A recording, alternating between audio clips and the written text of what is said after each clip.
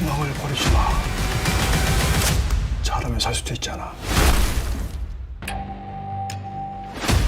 조선 최강의 검객으로서 맹위를 떨치고 강릉을 지배하려는 욕망에 사로잡힌 건달을 연기했던 장혁이 이번에는 한 여자아이를 지켜야만 하는 킬러로 돌아왔습니다. 영화 더 킬러, 죽어도 되는 아이. 잘하면 살 수도 있잖아.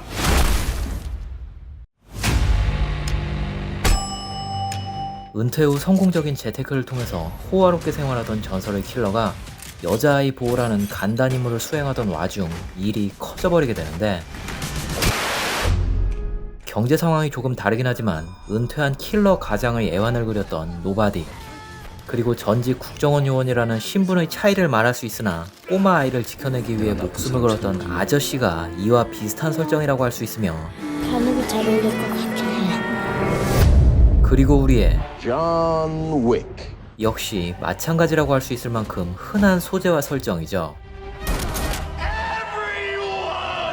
물론 다른 무엇보다 가장 먼저 떠올리게 되는 영화는 레옹이라고 할 수 있겠지만, 왜냐면 저희 컨셉이 사실은 약간 레옹에서 마틸다 같은 느낌이거든요. 공개된 예고 영상을 보면서 아무래도 절권도 냄새가 나는데 라는 생각을 하게 되었고, 거기다가 짧게 등장하지만 액션을 진행하는 방식이 이미 상대들 머리 꼭대기 위에서 싸우는 듯한 절대 강자의 모습으로 표현되길래 또 캐릭터랑 동떨어져서 겉멋만 들은 액션이겠네 라는 탄식을 하고 말았었습니다. 잘하면 살 수도 왜냐하면 액션 장르를 표방한 영화의 주인공은 무조건 상대역을 가지고 놀듯이 싸울 것이다 등의 캐릭터성을 고려하지 않은 잘못된 해석이 연출 과정에서 첨가되어 버리는 영화들이 너무나 많았었기 때문이죠.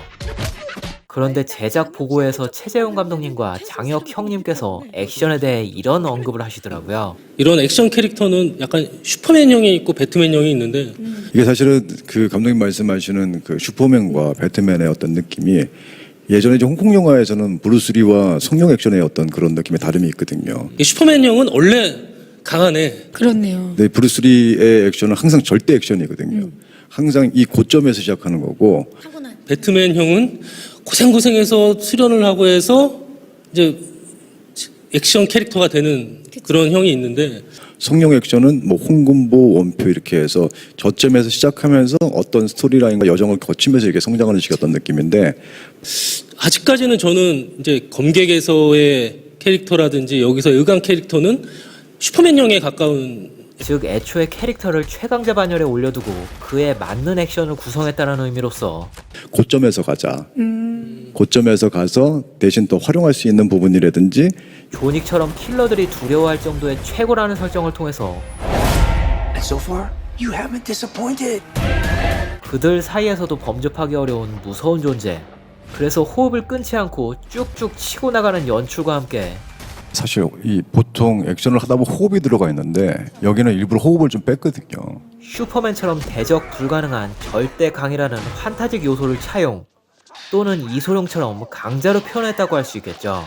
그렇게 되면 잔챙이 킬러들쯤은 표정 변화 없이 손쉽게 처리하는 이런 모습들의 설득력이 생기는 것이고, 그 후에 남는 숙제는 그것들이 얼마나 이야기와 잘 어우러지는 설정과 표현이었는가가 될 텐데, 그건 뚜껑을 열어봐야 하는 것일 테니.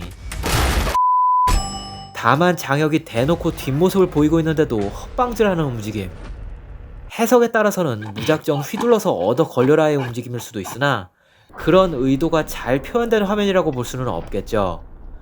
그리고 만약 본편에서 이런 장면이 여기저기서 노출된다면, 오케이, 거기까지. 그나저나 이 영화에 브루스칸이 출연한다고 하는데 이 장면들에서만 짧게 스쳐 지나가네요.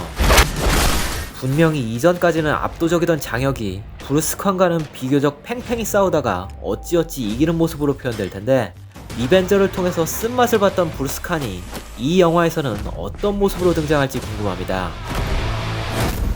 그건 그렇고 브루스칸의 결말은 아마도 추락사인가 보죠. 그럼 지금까지 박성룡이었습니다.